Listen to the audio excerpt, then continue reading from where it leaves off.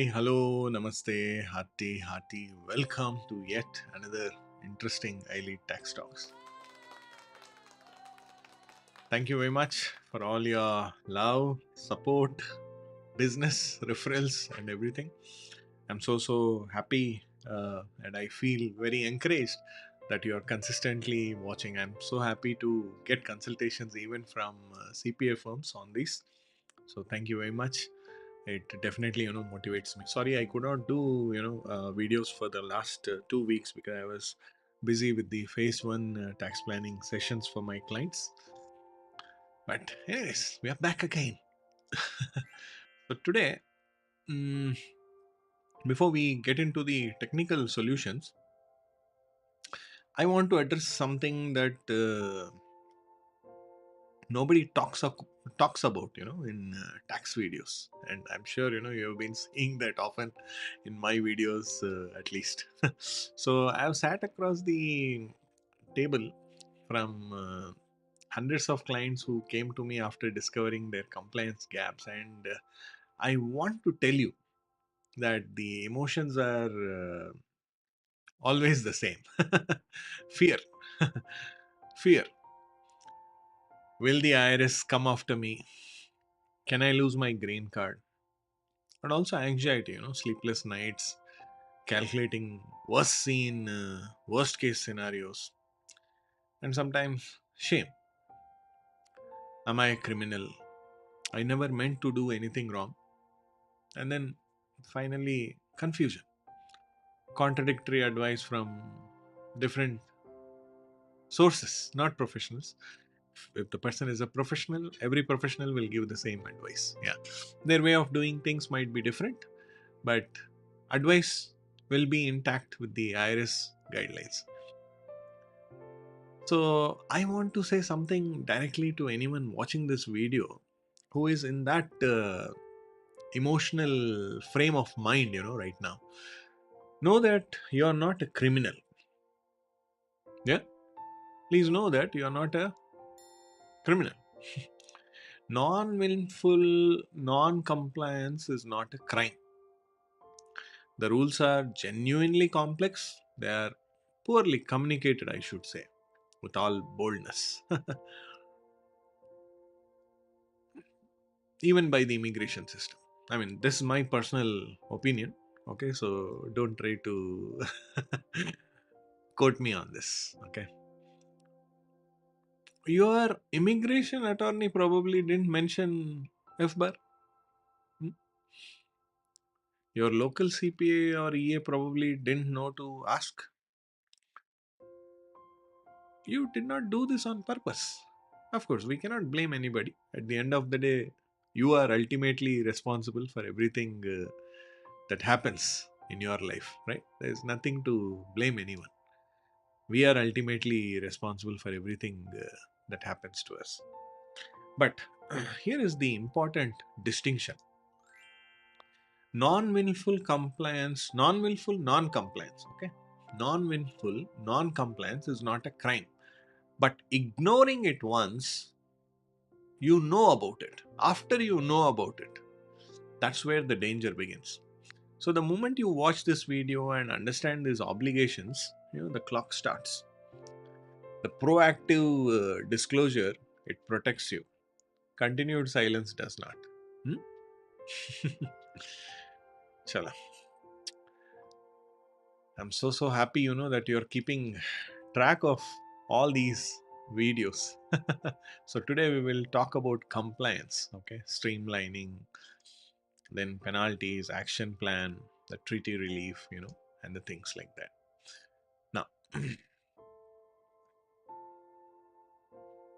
now, see, these were all the things that I told you. The emotional side of the IRS non-compliance, the fear, anxiety, shame, confusion, and finally, you may also feel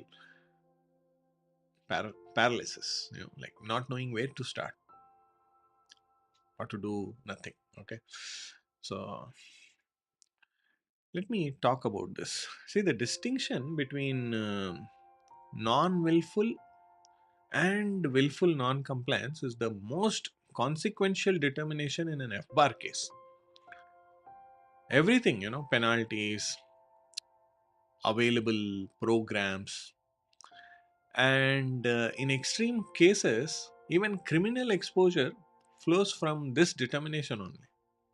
So let me describe, the non-willful profile here. So this is the person who genuinely didn't know, who misunderstood the scope of US tax residency, who relied on a tax preparer who never brought it up, who had a language barrier or cultural context that created honest confusion. Yeah, this is our client Ajay. So this is the vast majority of immigrants I work with. Now, let me describe, the willful profile. This is someone who knew about the requirement, who knew about the requirement and chose not to comply, who deliberately structured their accounts to stay below the reporting thresholds, who actively hid assets through nominees or offshore structures, who ignored IRS notices or correspondence. And this is a very different situation carrying very different consequences also. Getting very different consequences. Now, the good news, the vast majority of immigrants who come to me are non-willful. And for non-willful taxpayers, there are structured programs available right now that allow you to come into the compliance with significantly reduced exposure. But these programs require proactive action before the IRS contacts you. You should take action before the IRS contacts you. Okay. So ask yourself honestly, did you know about FBAR and then chose to ignore it?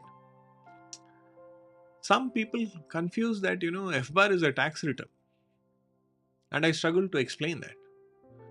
Or did you genuinely not know it existed? Your honest answer to that question is the foundation of your compliance strategy, my dear friends. Okay, now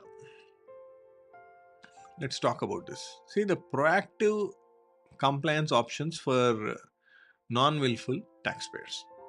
Now, see, for non willful taxpayers, and I believe most of you watching fall into this category, the IRS has created structured programs. It has really created, structured programs to help you get into compliance. Let me walk through, the main options that I know in the last 22 years of my practice in this industry. The first thing, streamlined filing compliance procedures. Now, there are two versions, SDOP and then SFOP. Okay, SDOP, Streamlined Domestic Offshore Procedures. This is for taxpayers living in the USA.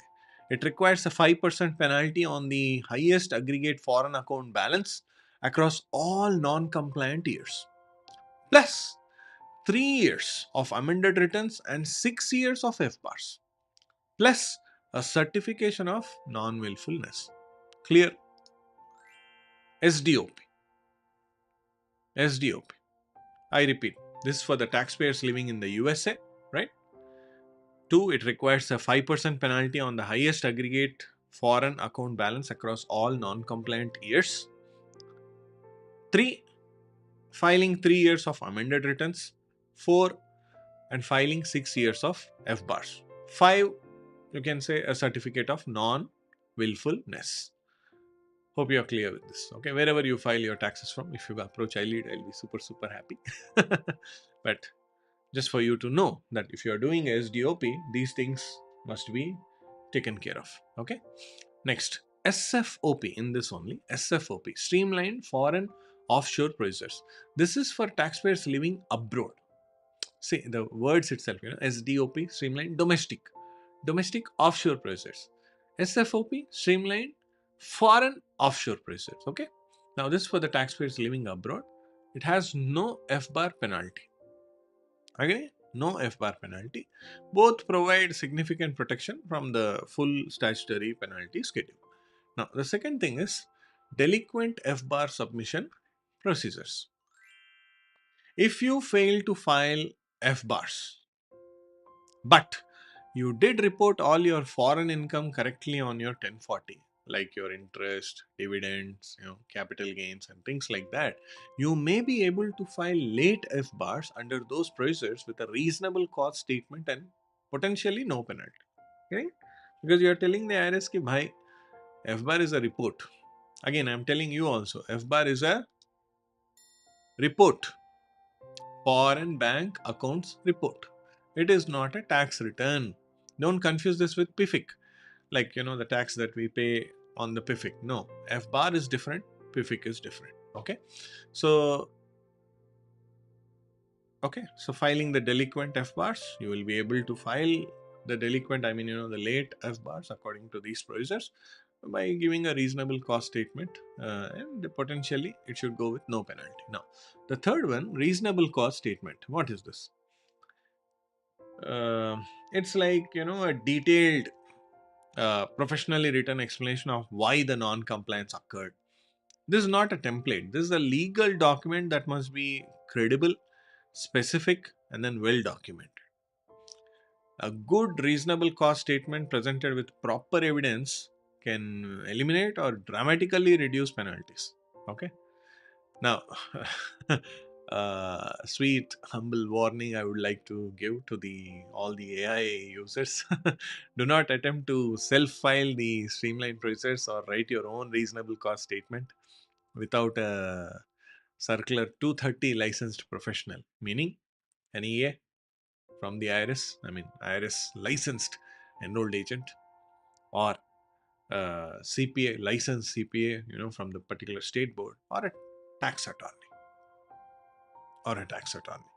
Make sure wherever you file your taxes, you verify their license.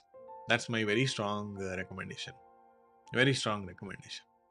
Okay, because incorrect program selection, missing elements, or poorly drafted certifications can void the penalty protections also completely. Okay, so I don't want you to get into that trouble again. Okay, now the reasonable cost strategy. Why streamlined was not chosen? Let me spend a moment on the strategic choice between streamlined and then reasonable cost, because this is where specialist expertise really matters.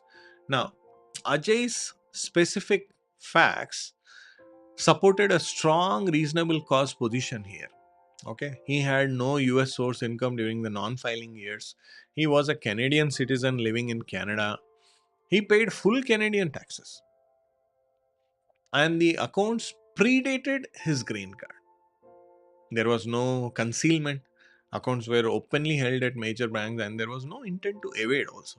So when you have a strong factual record for reasonable cause, you may be able to eliminate the FBAR penalty entirely, as opposed to paying the 5% streamline penalty. Get it? But reasonable cause requires more work, more documentation, and then professional preparation, which you have to keep in mind. It's not the right path for everyone. For some clients, streamlined is the faster, cleaner path. For others, reasonable cause is stronger. The decision depends entirely on the specific facts. And this is why I tell every client, strategy before filing. Never, file first and then think about planning. Getting it? Plan first and then file later. People send me all escalation emails, Nanda, your team delayed this, and I'm getting tax and things like that. We have a habit of not saying no to every client who approaches us. At least we tell him, even if the client is approaching on April 15th, we tell him, bhai, we will definitely help you, but we may have to file an extension and then process your tax return. On 15th of April, you come to us, and ask us to do some magic. Even if you come after your W2 gets issued, after Jan 31st also, if you come to me and ask, I may not be able to do, because filing is more of an examination. Examination के दिन क्या preparation करोगे आप? What preparation are you going to do? Planning is preparation. Write down somewhere. If you're an Apple user or any notes, I mean, कहीं notes में रख लीजिए. iLead learnings, iLead tax talks. This fellow said this. ये चश्मे वाला. Planning is preparation. Filing is examination. So you cannot get good results in examination without proper preparation. I mean, we all know this. I want to give you some gyan here. You're not happy with iLead planning consultation also, please go to some other experts, some seniors. Watch their YouTube videos if any, then try to approach them. Yeah, they may charge you 10 times more than iLead. But if you really make, decent money, I would suggest that you get very good consultation. But make sure that you plan your taxes. Yeah, planning karo. Yeah, they're not going to take away, more, 1% of your income also for the entire year. So, Sina Than ke go for planning consultation wherever you want. At iLead, we don't charge you a bump. So you can always, get on a tax planning session with me. Okay. Chaliye. Now,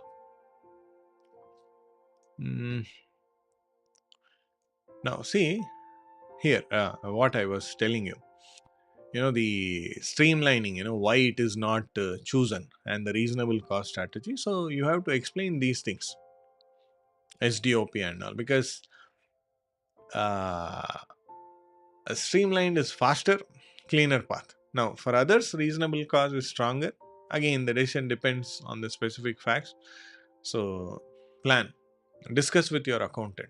Even if you don't want to comply with certain rules, check with your accountant. What is the intensity of loss? What is the intensity of loss? Because SDOP mein 5% penalty. I mean, here you know that this is what is going to happen. And based on that, I suggest you take the decision. Okay. Now, यहाँ पे foreign tax credit versus foreign earned income exclusion. See, two mechanisms exist here to prevent double taxation for Americans with foreign income. Let me explain both clearly because choosing wrong can cost you significantly. Foreign tax credit, इसको हम प्यार से बोलते हैं FTC. Okay, so you report the foreign income, you calculate the US tax on it, and then you get a dollar for dollar credit for taxes you actually paid to a foreign government. If Canada charged you 33% on $100,000, you get a 33,000 credit against your US income on that. If Canada charged you 33% on $100,000, you get a $33,000 credit against your US tax on that income. Getting it? For high tax countries like Canada, where rates often meet or exceed US tax rates, the FTC typically eliminates most or all US tax, on Canadian source income. And FTC is usually done on form 1116. Okay, 1116. Now, next, coming to foreign earned income exclusion. FEIE, entirely different concept. You exclude foreign earned income from your US taxable income. US taxable income. But, and every year, you will have some 130 or 140 as the limit. But you must meet the physical presence test. Physical presence test, okay, like 330 days outside the USA in the 12-month period, or the bona fide residency test. Now, this foreign earned income exclusion only covers earned income, as it is earned income. It just covers the earned income, meaning wages, self-employment, and things like that. Not investment income, rental income, or capital gains. And it is filed on Form 2555. For most Canadians, the FTC is better choice. And Canadian tax rates are comparable to or higher than US rates, the little that I know. So the credit typically eliminates double taxation. And a critical warning about foreign earned income exclusion is like taking the election can permanently reduce your Roth IRA contribution eligibility. Taking the foreign earned income election can permanently reduce your Roth IRA contribution eligibility. So just check with your fidelity guys or jo bhi hai. Okay, and once elected, you cannot reverse it for 5 years again without IRS permission. Okay, so never elect this foreign earned income exclusion carelessly. I'm not saying you must not make that election. All that I'm trying to say is don't elect it carelessly, because the Roth IRA impact alone can cost you thousands of dollars, in future tax-free growth. And always model both options with a licensed tax professional, okay, before filing. Now, so that's how the foreign tax credit and the foreign earned income concepts are explained to my students also who are watching. This will help you in your EA or CPA examination. Yeah. Chalo. Now let's talk about the tax treaty here. US Canada tax treaty. See, relief requires specialist review. I have been emphasizing on this point. Okay. The US Canada tax treaty is one of the most comprehensive bilateral tax agreements in the world. It covers residency tiebreakers, then employment income allocation, pension provision, capital gains rules, and relief from double taxation. Now, for Canadian US cross border taxpayers, it is an essential document. But I want to issue a serious warning about treaty positions very humbly. Do not try to apply treaty positions yourself, based on your AI research, even based on this YouTube video. Okay. Treaty positions, they require certain forms disclosure, like 8833 disclosure when filed with your 1040. Now, incorrect treaty elections can create unintended consequences. लेने के शायद देने पड़ जाएंगे. Okay. And here is the most serious one. A green card holder who invokes the treaty to claim non-resident status for US tax purposes may be treated as a non-resident alien under IRS section 7701, which can complicate or jeopardize his or her green card maintenance. Getting? His or her green card maintenance. So I cannot stress this enough. Immigration attorneys and then tax specialists must coordinate when treaty positions are involved. Okay. A decision made in the tax office can create an immigration crisis also. And a decision made in the immigration office can create a tax crisis too. So these two advisors need to be in the same conversation. So probably you can share this video with the immigration attorney also, so that they can take a look at it. Okay. Now I put a list of documents here, like what documents IRS compliance actually requires. The financial account documents, then the tax return history, real estate and investment documents, identity and status documents, and things like that. And I have also put a 8-step cross border compliance plan here. So good, you have been very patient so long.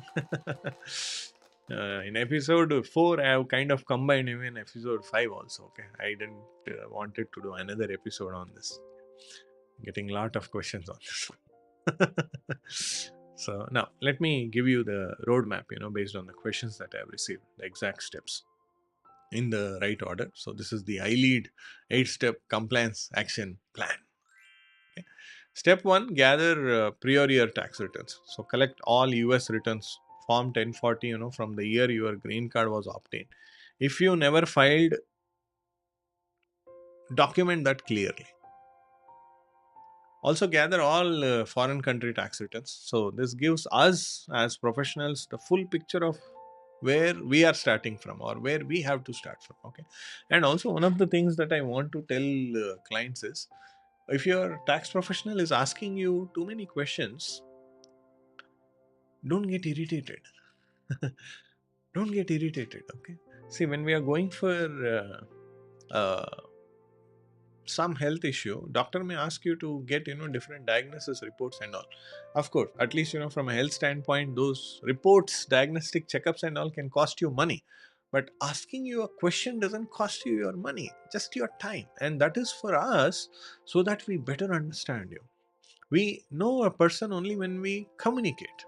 Communication is the key to a successful relationship, right? That's why we have prayer also with God too. So make sure that you communicate with your tax preparer, your planner, your tax advisor, whosoever. ऐसा नहीं है कि brother, I came to iLead portal only, Mr. Nanda, and I've uploaded everything there. It's there. Yeah, it's there. You uploaded the documents, the person prepared the return and sent you the draft. You paid, it got filed. But where is the communication? We keep sending you emails. I keep sending you tax tips every day. I keep making videos like this free of cost. Go ask a tax practitioner, show him these videos. This fellow is just doing all this quality content for free. In fact, I have received some mails that you are killing our business. And also have you partnered with IRS and things like that. I love my clients. It's over 2 decades now. I want to do something. I have my students who are EAs and CPAs. So this video will definitely benefit them. Chalo, step 2. Gather foreign account statements.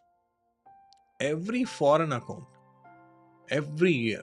Because since the date of your green card, the checking, savings, fixed deposit, investments account, joint accounts, NRE, NRO. Don't worry about organizing them yet, just gather everything. Okay, that's your step 2. Next, step 3. Calculate highest annual balances. You don't need us for that. Statement dekho apna. For each account, for each calendar year, what was the highest balance at any point during that year? This number determines both FBAR and then FATCA exposure. And this is the one that determines potential penalty calculations also.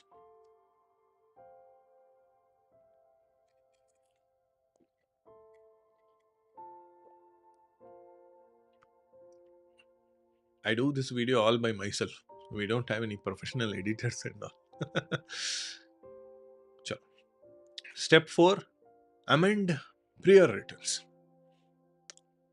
File amended tax returns, the Form 1040X, to include previously unreported foreign income, like foreign interest, rental income, capital gains, all of it. The specialist, expert, he will determine which years to amend and how to report each item correctly. Next, step 5. Step 5. File delinquent FBARs. Delinquent यानी late, past FBARs. So submit all these late FBARs through the appropriate FinCEN procedures. Okay, accompanied by a well-crafted, reasonable cost statement, if applicable. And again, this is not a DIY exercise. Okay, it's not a do-it-yourself exercise. Please hire a proper licensed tax professional for that. Next, step 6: review FBAR. Review PFIC holdings. PFIC holdings. Identify every foreign mutual fund, SIP, ULIP, ETF held outside the USA. Determine Form 8621 requirements. Evaluate election strategies and develop a forward looking plan for existing holdings. Then, and PFIC पे तो मैंने इतने सारे videos बनाए, so you can always take a look at that. Then just a second. Then step 7, review treaty positions. Work with a specialist to determine whether US-Canada treaty provisions provide any benefit given your specific residence history, income sources, and immigration status. Okay, so file form 8833 wherever that's required. Then step 8, build a future tax plan. Future tax plan. See, once compliance is clean, build forward. Proactive foreign account monitoring, timing of future asset dispositions, things like that. So, Section 121 planning for any remaining foreign properties, and quarterly estimated tax payments, long term cross border structure, and things like that. Focus on this 8 thing. Probably you can take a screenshot of this, do more research yourself, or simply go to description, click on the Zoom call link, tax planning consultation link with me, and then schedule the call. Chalo. Now, what happens when the IRS contacts you first? So, this is the slide I wish I never had to show, but I want to show because it is the most important timing concept in all of FBAR compliance. Now, path A, you come forward proactively before the IRS contacts you. Okay, just a second.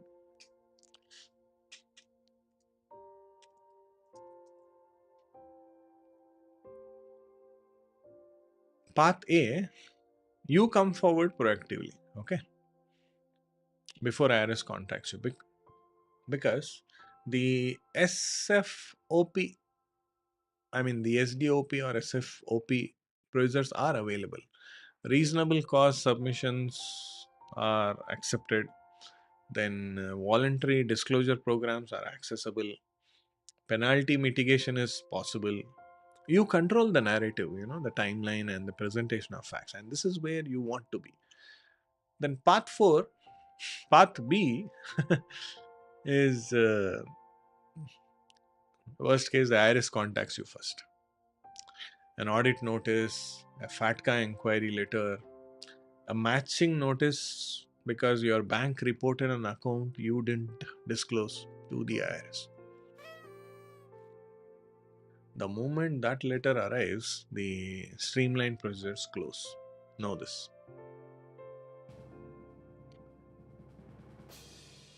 The moment that letter arrives, the streamlined procedures close.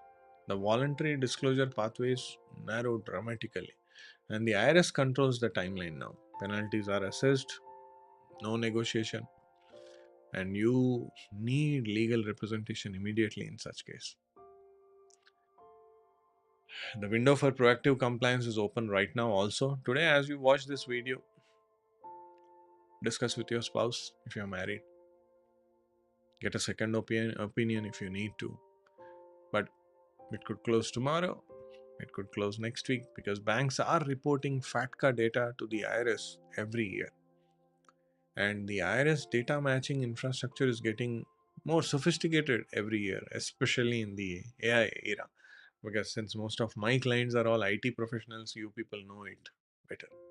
Every day you wait is a day closer to losing your proactive options. No. So, no.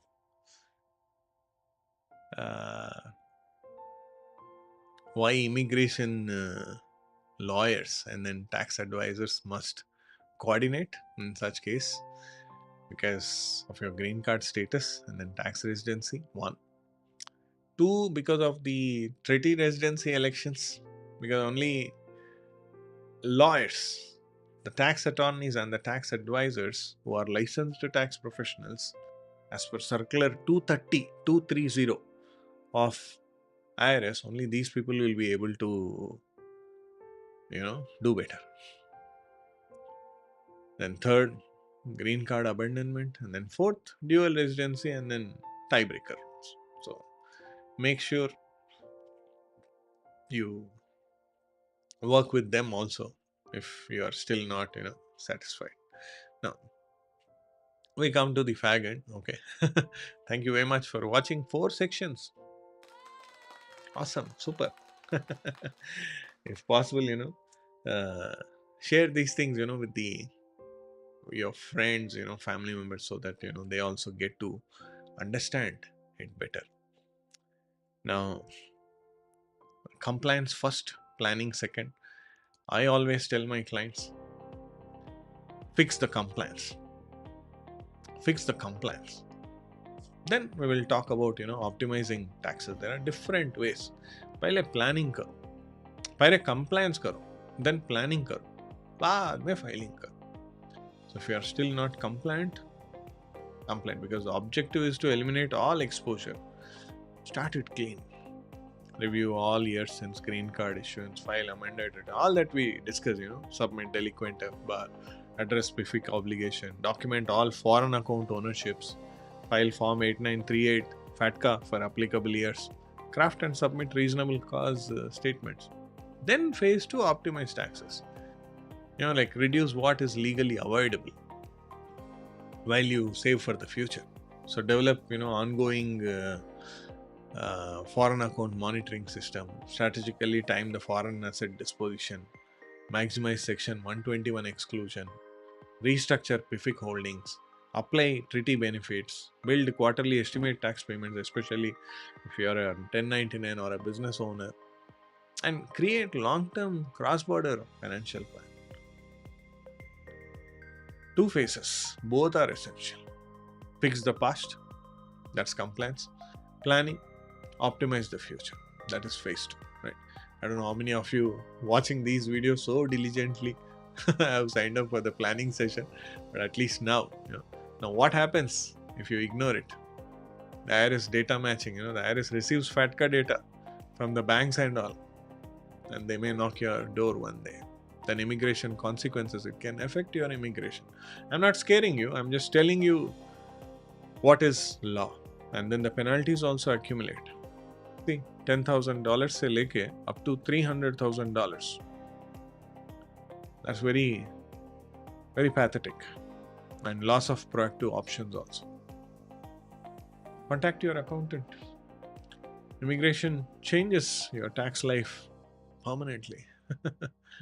Once it affects your immigration, it changes your tax life permanently.